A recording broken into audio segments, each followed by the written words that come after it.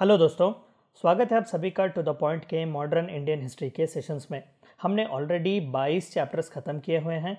मैं आपसे रेकमेंड करूंगा कि पहले आप जाकर वो 22 चैप्टर्स देखें ताकि आपका फाउंडेशन जो है मॉडर्न इंडियन हिस्ट्री का वो स्ट्रांग हो जाए, ताकि आपको एक आइडिया आ जाए कि हम किस टाइमलाइन को फॉलो कर रहे हैं। हमने देखा कि किस तरीके से 1707 AD the death of Aurangzeb was crucial in transition from medieval to modern world. हमने देखा कि किस तरीके से 1857 the revolt of mutiny became the first revolt of independence. हमने the birth of INC in 1885 भी देखा। हमने देखा कि किस तरीके से मॉडरेट्स और एक्सट्रीमिस्ट का फेस भी चला। आज जो है वो एक बहुत ही इंपॉर्टेंट टॉपिक के बारे में बात करेंगे, जो कि non cooperation and Khilafat movement है। कई हिस्टोरियंस का मानना है कि ये non cooperation and Khilafat movement जो था वो first nail in the coffin of British Raj था। कई हिस्टोरियंस का ये भी कहना है कि post 1857 if there was something which really sent a cold chill in the spine of British after 1857 mutiny, then it was non-cooperation and खिलाफत movement। हम इस चैप्टर में जानेंगे कि क्यों नॉन कोऑपरेशन और खिलाफत मूवमेंट बहुत ही क्रूशियल माने जाते हैं इंडियन इंडिपेंडेंस मूवमेंट के, क्योंकि ये मूवमेंट जो थे वो ना कि ब्रिटिश राज के खिलाफ थे बल्कि वो महात्मा गांधी के एक पर्सनैलिटी को भी डिफाइन कर रहे थे। हमने मॉडरेट्स और एक्सट्रीमिस्ट में देखा कि there was a leadership crisis, लेकिन post 1920 that is non cooperation movement लोगों को पता चलता है कि there is a leader whom we can follow and it was Mahatma Gandhi. तो आइए जानते हैं कि चैप्टर क्रूशियल क्यों है, क्या ये सक्सेसफुल था या फिर इसे जो है वो अबैंडन कर दिया गया, या फिर किस लिए किया गया, या फिर इसे एक फेल्यूर की तरह देखते हैं। तो आइए शुरू करते हैं। पहले हम जानने की कोशिश करेंगे द खिलाफत मूवमेंट के बारे में। आखिरकार ये खिलाफत मूवमेंट था किस बारे में, इसका बैकग्राउंड जानने की कोशिश करते हैं। The Sunni caliphate in Ottoman empire was abolished post world war one. देखिए, इससे पहले कि हम आगे बढ़ें, आपको मैं समझाने की कोशिश करता हूँ कि ये खलीफेट होता क्या है। प्रॉफिट मोहम्मद जो थे वो इस्लामिक प्रॉफिट थे और इस्लाम के ट्रेडिशंस के हिसाब से वो आखिरी प्रॉफिट थे, और इनके बाद जो थे वो स्पिरिचुअल सक्सेसर्स कोई भी नहीं थे जिन्हें भगवान या फिर अल्लाह, जिसे इस्लाम या मुसलमान मानते हैं, कि इनके कोई सक्सेसर थे। लेकिन पोस्ट प्रॉफिट मोहम्मद के जाने के बाद, यानी कि उनके डेथ के बाद जो थे वो एक यूनानिमस डिसीजन लिया गया कि एक रिलीजियस लीडर की बहुत ज़रूरत थी। तो कहीं ना कहीं यहीं से खलीफेट का जो है एक सेशन या फिर एक जर्नी शुरू होती है। हज़रत अबू बकर सिद्दीक, जो कि one of the most close associate से प्रॉफिट मोहम्मद के, उन्हें यूनानिमसली खलीफेट या फिर लीडर की तरह चुना गया था। तो 652 AD, जो कि प्रॉफिट मोहम्मद का डेथ ईयर है, 652 AD से लेकर पोस्ट वर्ल्ड वॉर वन यानी कि 1915-1918 तक भी ये खलीफेट जो था वो सक्सेसफुली चल रहा था। वो ज़माना भर ज़माना, एम्पायर्स भर एम्पायर्स, डायनेस्टी पर डायनेस्टी जो थी वो कैरी ऑन हो रहा था। तो आखिर में जब वर्ल्ड वॉर वन चल रहा था तो जो टर्की जो था सबसे पावरफुल मुस्लिम एम्पायर, जो ओटोमन एम्पायर था, तो खलीफेट, सुन्नी खलीफेट जो थी वो उनके हाथ में थी। कहीं ना कहीं ब्रिटिश की जीत हुई और टर्की को जो है हार देखनी पड़ी। तो एक ट्रीटी साइन की गई थी, ट्रीटी ऑफ सेवरस जिसे हम कहते हैं, जिसके तहत इस्लामिक सुन्नी खलीफेट को अबॉलिश किया गया था। तो ये खिलाफत मूवमेंट जो था इसी सुन्नी इस्लामिक खलीफेट को लेकर था। To restore the Caliph of the Ottoman Caliphate, who was considered the leader of Sunni Muslims as an effective political authority। जिस तरीके से आज हम कैथोलिक पोप देखते हैं, उसी तरीके से सुन्नी मुस्लिम्स के एक लीडर हुआ करते थे, रिलीजियस लीडर, जो कि हद से ज़्यादा पॉलिटिकल अथॉरिटी अपने हाथ में रखते थे, जिन्हें खलीफ कहा जाता था। It was a protest against the sanctions placed on the Caliph and Ottoman Empire after the First World War by Treaty of Severus। दरअसल ट्रीटी ऑफ सेवरस ने डायरेक्टली अबॉलिश नहीं किया खिलाफत को या फिर खलीफेट को, इसने कुछ ऐसे टर्म्स रख दिए कि virtually it was death of खिलाफत। तो कहीं ना कहीं दुनिया भर के जो सुन्नी मुस्लिम्स थे, they took upon this as a shame. कहीं ना कहीं उन्हें लग रहा था कि ब्रिटिश जो था अपने पावर से या फिर हद से ज़्यादा गुजर रहा था और वो उनके रिलीजियस मैटर्स में इंटरफेयर कर रहा था। इंडियन मुस्लिम मूवमेंट, जिसे इंडियन खिलाफत मूवमेंट भी कहते हैं, तो जैसा कि हमने पिछले स्लाइड में देखा कि दुनिया भर के सुन्नी में जो था, सुन्नी मुस्लिम्स में जो था एक रिसेंटमेंट था कि वापस जो था वो खलीफा या फिर खलीफेट को है रीइंस्टेट किया जाए, लेकिन वो इम्पॉसिबल था। तो कहीं ना कहीं इसी डिमांड को लेकर हिंदुस्तान में भी खिलाफत मूवमेंट, जिसे इंडियन मुस्लिम मूवमेंट कहा जाता था, वो लॉन्च किया गया। तो आइए इंडिया में खिलाफत मूवमेंट के बारे में जानते हैं। It was a pan-Islamist political protest campaign launched by Muslims of British India led by Shaukat Ali and Maulana Muhammad Ali Johar, Hakim Ajmal Khan and Abul Kalam Azad to restore the Caliph of Ottoman Empire। तो आप देख सकते हैं मौलाना अबुल कलाम आज़ाद भी इसका एक हिस्सा थे। लेकिन जो सबसे प्रोमिनेंट चीज़ या फिर जो सबसे प्रोमिनेंट पर्सनैलिटीज़ थे वो थे शौकत अली और मोहम्मद अली। आप पिक्चर देख सकते हैं, इन्हें अली ब्रदर्स के नाम से भी जाना जाता है। प्रीलिम्स का एक बहुत ही इंपॉर्टेंट हिस्सा है, कई बार ये बिट पूछा भी गया है। तो अली ब्रदर्स जो थे they were the force behind Khilafat movement in India. तो ये दोनों जो थे along with several prominent Muslims of British India they were demanding for reinstating of Ottoman caliphate. The movement collapsed by late 1920 when Turkey gained a more favorable diplomatic position and moved towards secularism. By 1924, Turkey simply abolished the role of Khalif। जिस तरीके से हमने देखा कि treaty of Sevres ने जो थे कुछ ऐसे रूल्स एंड रेगुलेशंस लगाए थे कि खालिफ वर्चुअली वॉज डेड, इस पोजीशन का कोई सिग्निफिकेंस ही नहीं था।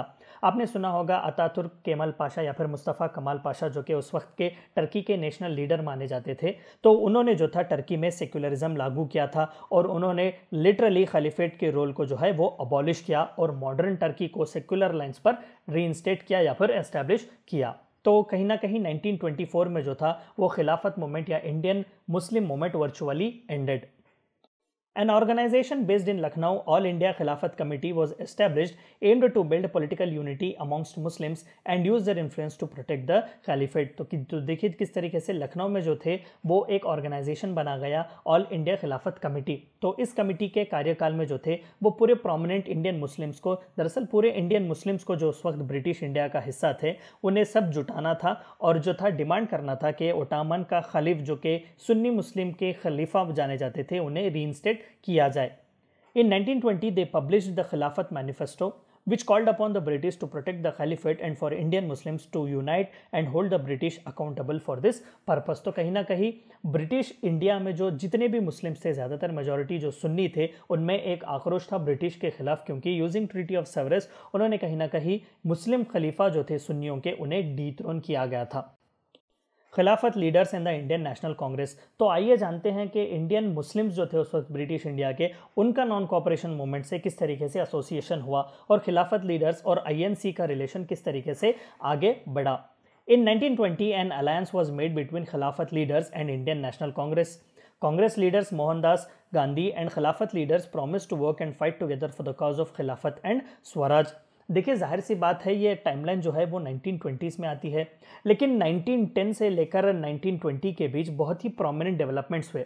हमने होम रूल लीग डेवलपमेंट देखा, पिछले लेसन्स में हमने देखा कि किस तरीके से बाल गंगाधर तिलक और एनी बेसेंट ने जो था वो होम रूल लीग जो है चालू किया हुआ था। हमने देखा कि किस तरीके से 1915 में मोहनदास करमचंद गांधी जो ऑलरेडी एक इंटरनेशनल लीडर थे वो इंडिया में आते हैं और गोपाल कृष्ण गोखले अपने मेंटर जो थे उनके एडवाइस पर वो 2 साल जो है पूरे इंडिया में टूर करते हैं और जानते हैं कि किस तरीके से इंडियन पॉलिटिक्स चल रहे थे। हमने देखा कि चंपारण और खेड़ा के सत्याग्रह से बापू जो थे अपने कदम जो थे वो जमा रहे थे। तो 1920 was exactly a very important timeline where Mahatma Gandhi took the leadership of INC। तो वो कहीं ना कहीं चाहते थे कि हिंदू मुस्लिम यूनिटी हो और खिलाफत मूवमेंट जो कि पूरी दुनिया में चल रहा था उसका इस्तेमाल करके ब्रिटिश को हिंदुस्तान से भगाया जाए। So this was one of the most master stroke played by Mahatma Gandhi. तो वो अपने स्वराज के कॉन्सेप्ट को जो है वो खिलाफत मूवमेंट से मिलाकर एक नॉन कोऑपरेशन मूवमेंट लॉन्च करना चाहते थे।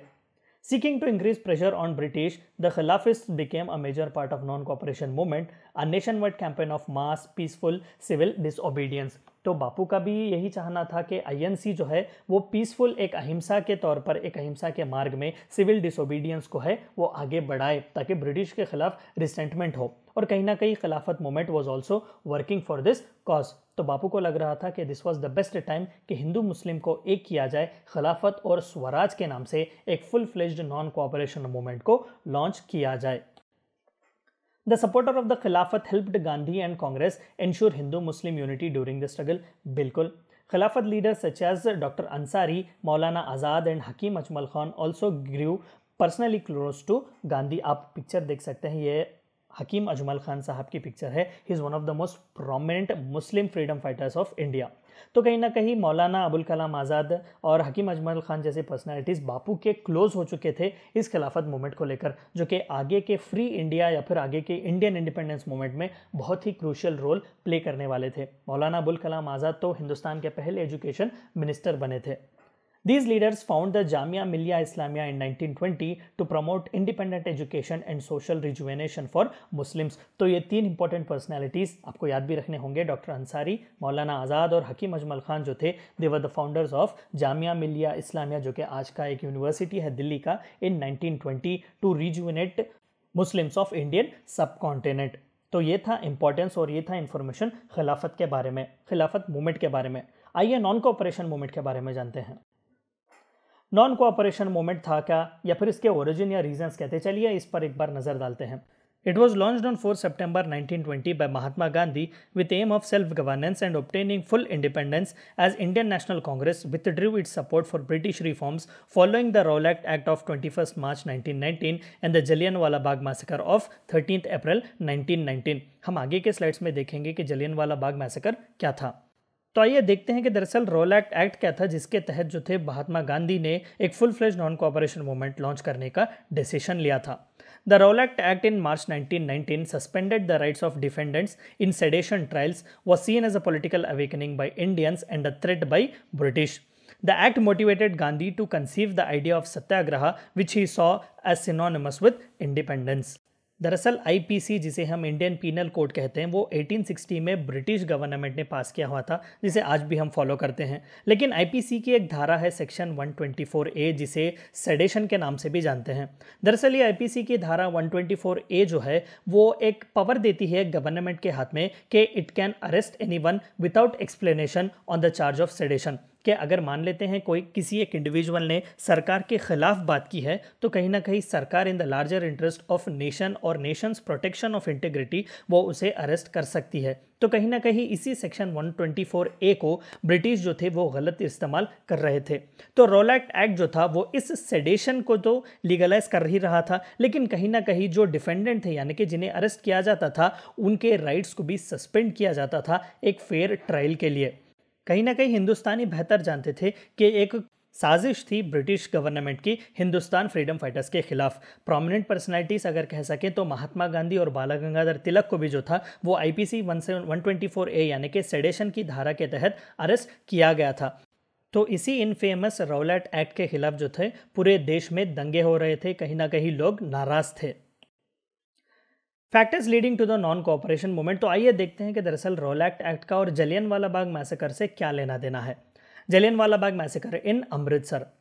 A large crowd had gathered at Jallianwala Bagh near the Golden Temple in Amritsar to protest against the arrest of Saifuddin Kichlu and Dr. Satyapal।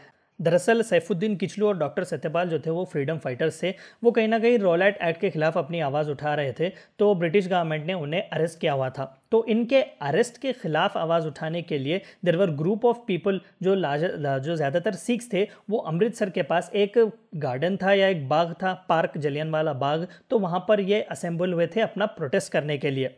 The civilians were fired upon by soldiers under the command of brigadier general Reginald Dyer, resulting in killing and injuring thousands of protesters. आप picture देख सकते हैं, जो एक बहुत ही infamous personality है जिसे जनरल ओ डायर भी कहते हैं, was responsible for the massacre of Jallianwala Bagh. तो वो जो सिविलियंस वहाँ पर आए हुए थे, जनरल ओ डायर ने उन पर गोलियां चलाने का हुक्म दिया। Where was a massacre of humans at Jallianwala Bagh. The outcry generated by massacre led to thousands of unrest and more deaths by the hands of police. The massacre became the most infamous event of British rule in India। आप देख सकते हैं दरअसल well है जिसमें जो थे 120 dead bodies जो थे वो बरामद किए गए थे पोस्ट जलियनवाला बाग मैसेकर, यानी कि बुलेटों से बचने के लिए जितने भी लोग वहाँ पर असेंबल हुए थे, कुछ 400 लोगों की जो तादाद थी उसमें से 120 डेड बॉडीज़ इस वेल में पाए गए थे जो जलियनवाला बाग में था। तो it was one of the most infamous events of British rule in India. Gandhi was a preacher of non-violence, was horrified with this. He lost all faith in goodness of the British government and declared that it would be a sin to cooperate with satanic government। तो देखिए बापू वो जो अहिंसा के पुजारी थे, कहीं ना कहीं ब्रिटिश गवर्नमेंट में थोड़ा बहुत वो भरोसा रख रहे थे कि they will reform India. Now literally he goes on to an extent to say that it was a satanic government. तो कहीं ना कहीं आप देख सकते हैं कि नॉन कोऑपरेशन का स्पार्क जो था वो दरअसल रौलट एक्ट और जलियांवाला बाग मैसेकर था। These atrocities, along with economic hardship to the common man, which the nationalists attributed to the flow of Indian wealth to Britain, the ruin of Indian artisans due to British factory-made goods replacing handmade goods, Indian soldiers dying in World War I while fighting as part of British Army, imprisonment of stalwarts under sedition. तो ये चंद important factors थे which paved way for Mahatma Gandhi to launch non cooperation movement. हमने wealth drain के बारे में भी बात किया था दादा भाई नौरोजी के। तो इकोनॉमिक हार्डशिप जो थे वो पूरे हिंदुस्तानी एक एक्सेसिव रेवेन्यू सिस्टम के हाथों वो मारे जा रहे थे। इंडियन आर्टिजन्स जो थे वो बहुत ही बुरी हालत में थे क्योंकि ब्रिटिश में इंडस्ट्रियल रेवोल्यूशन था और फैक्ट्री मेड गुड्स बहुत ही चीप मिलते थे। इंडियन सोल्जर्स को जो है बिना हिंदुस्तानी कंसेंट के उन्हें वर्ल्ड वॉर 1 में भेजा जा रहा था ब्रिटिश आर्मी के तहत लड़ने के लिए, तो उनकी मौत से भी लोग कहीं ना कहीं परेशान थे। इम्प्रिजनमेंट ऑफ स्टालवर्ड्स अंडर सेडिशन, हमने देखा कि किस तरीके से बाल गंगाधर तिलक को अरेस्ट किया गया था 6 साल के लिए। तो इस तरीके से बहुत ही प्रोमिनेंट लीडर्स को अंदर किया जा रहा था फॉर सिली रीजन्स के वो ब्रिटिश राज के खिलाफ आवाज़ उठा रहे थे। तो ये पूरे जो फैक्टर्स थे वो महात्मा गांधी के दिमाग में चल रहे थे कि कहीं ना कहीं ज़रूरत थी कि एक नेशन वाइड प्रोटेस्ट और एक मूवमेंट चलाया जाए ब्रिटिश राज के खिलाफ। Above all, the Khilafat added the scope for non-cooperation of Gandhi to be a master stroke of politics in modern world। तो इतने रीजंस के चलते ऑलरेडी महात्मा गांधी जो थे वो बहुत ही एक दृढ़ संकल्प के साथ वो आगे चल रहे थे कि पैन नेशन वाइड एक मूवमेंट की ज़रूरत थी कि ब्रिटिशों को जो है एक सबक सिखाया जाए, उन्हें बताया जाए कि इंडिया इज़ फॉर इंडियंस। तो कहीं ना कहीं Khilafat movement was also added to this. Khilafat और नॉन कोऑपरेशन दोनों ने मिलकर कुछ ऐसा वंडर किया कि historians do genuinely call it the first nail in the coffin of British Raj. Success of Khilafat and non cooperation movement, हम ये तो नहीं कहेंगे कि ये फेल्यूर था। हाँ, हालांकि इसे अब्रप्टली जो थे वो अबांडन किया गया था। हम आगे के स्लाइड में इसके बारे में बात करेंगे। तो आइए जानते हैं कि किस तरीके से ये सक्सेसफुल था जो खिलाफत और नॉन कोऑपरेशन मूवमेंट था। It was held to be the first nail in the coffin of British Raj. बिल्कुल पोस्ट 1857 जो था, this was held to be the first nail, direct nail in the coffin of British Raj. It paved way for the Hindu Muslim unity as it was at its best. बिल्कुल it showed that British might be supreme but not infallible. आप picture देख सकते हैं कि ये दरअसल एक picture खींची गई थी जब नॉन कोऑपरेट मूवमेंट चल रहा था। तो इस नॉन कोऑपरेशन मूवमेंट ने पूरी दुनिया को बता दिया कि ब्रिटिश सुप्रीम हो सकते हैं due to their diplomatic skills, due to their advanced artillery and weapons, but they are not infallible, यानी कि वो गलत कर सकते हैं, ये ऐसा नहीं कि ये भगवान है धरती पर। Paved way for future course of Indian independence movement. इसी नॉन कोऑपरेशन की सक्सेस के तहत 1930 में सिविल डिसोबीडियंस मूवमेंट, 1942 में क्विट इंडिया मूवमेंट चलता है। हम आगे के लेसन्स में इसके बारे में बात करेंगे। People understood the way of ahimsa and satyagraha and took Bapu to be the sole leader under whom we can defeat British। तो 1885 से लेकर 1920 तक एक लीडरशिप क्राइसिस चल रहा था। हम देख रहे थे प्रोमिनेंट पर्सनैलिटीज़ तो थे, दादा भाई नौरोजी, बाल गंगाधर तिलक जैसे, जो मॉडरेट्स और एक्सट्रीमिस्ट के फेज़ में आउटशाइन कर रहे थे बाकी दूसरों को, लेकिन कहीं ना कहीं एक यूनिवर्सैलिटी नहीं थी इनकी लीडरशिप को फॉलो करने में। लोग जो थे वो टूटे हुए थे, बांटे गए थे अलग अलग लीडर्स के बीच, वो जो थे फ्रैगमेंटेड थे। लेकिन post 1920 that is non cooperation movement, पूरे हिंदुस्तानियों को पता चल गया कि if there is someone who can grant India freedom, it is Mahatma Gandhi. Chaura Chauri incident, तो आइए देखते हैं कि जैसा कि हमने कहा ये सक्सेसफुल तो था लेकिन इट वाज अबांडन। तो किस लिए अबांडन किया गया? It took place at Chauri Chaura in the Gorakhpur district of United province, जो का आज का उत्तर प्रदेश है, इन ब्रिटिश इंडिया ऑन 5 फरवरी 1922। तो 1920 में जो है वो नॉन कोऑपरेशन मूवमेंट बहुत ही सक्सेसफुल था। तो 2 साल बहुत ही सक्सेसफुल चल रहा था non cooperation movement through out India, जहाँ पर पिकेटिंग हो रहे थे, हड़ताल हो रहे थे, लोग बाइकआउट कर रहे थे, स्वराज की डिमांड कर रहे थे पूरे हिंदुस्तान में। तो 5 फरवरी 1922 में जो है a large group of protesters participating in non cooperation movement clashed with police who opened fire. तो कहीं ना कहीं पुलिस के खिलाफ या फिर पुलिस से जो कन्फ्रंट होती है एक ग्रुप ऑफ प्रोटेस्टर्स की, जो आज के उत्तर प्रदेश के गोरखपुर जिले के चौरी चौरा का एक गांव था वहाँ पर। In retaliation the demonstrators attacked and set fire to police station killing all of its occupant. The incident led to the death of 3 civilians and 22 policemen. तो जब पुलिसमैन जो थे क्लैश में उन्होंने ओपन फायर किया, यानी कि फायर ओपन किया अपने आप को बचाने के लिए, तो मॉब जो था वो बहुत ही गुस्से में आ गया और पूरे पुलिस स्टेशन को उन्होंने जला दिया, which led to the death of 22 policemen. तो एक बहुत ही इनफेमस इंसिडेंट था which paved way for the closure और seizure of non cooperation movement. आप देख सकते हैं ये शहीद स्मारक है चौरी चौरा का. Mahatma Gandhi, who was strictly against violence, halted the non-cooperation movement on the national level on 12 February 1922 as a direct result of this incident. 1920 में जब महात्मा गांधी ने एक पैन इंडिया वाइड मूवमेंट चलाया जो नॉन कोऑपरेशन मूवमेंट के नाम से जाना जाता है, इट वाज मोस्टली ऑन अहिंसा एंड सत्याग्रह, के वायलेंस के खिलाफ था, नॉन वायलेंस का इस्तेमाल किया जाएगा. लेकिन जब चौरी चौरा का इंसिडेंट आया तो महात्मा गांधी को पता चला कि people were not at ready to understand the concepts of non ahimsa and satyagraha. और वायलेंस के नाम पर भले ही इंडिपेंडेंस हम जल्दी क्यों ना हासिल करें, it would be a waste of time. तो मोरालिटी कहीं ना कहीं बापू के ख्याल में आ गई और उन्होंने इस मूवमेंट को हाल्ट कर दिया, बंद कर दिया. A martial law was imposed by British. A total of 228 people were brought to trial on charges of rioting and arson in conjunction with Chauri Chaura affair. तो कहीं ना कहीं इस चौरी चौरा इंसिडेंट के बाद जो है पूरे नेशन वाइड में एक नॉन कोऑपरेशन मूवमेंट को हॉल्ट कर दिया गया. हम आगे के लेसन में इसके बारे में पढ़ेंगे कि किस तरीके से उसे हॉल्ट किया गया और इसके बाद के पॉलिटिक्स किस तरीके से चल रहे थे. तो this were the few things जो आपको जानने थे नॉन कोऑपरेशन और खिलाफत के बारे में, which is held to be the biggest nail और the first nail in the coffin of British Raj post 1857. Thank you for watching my video.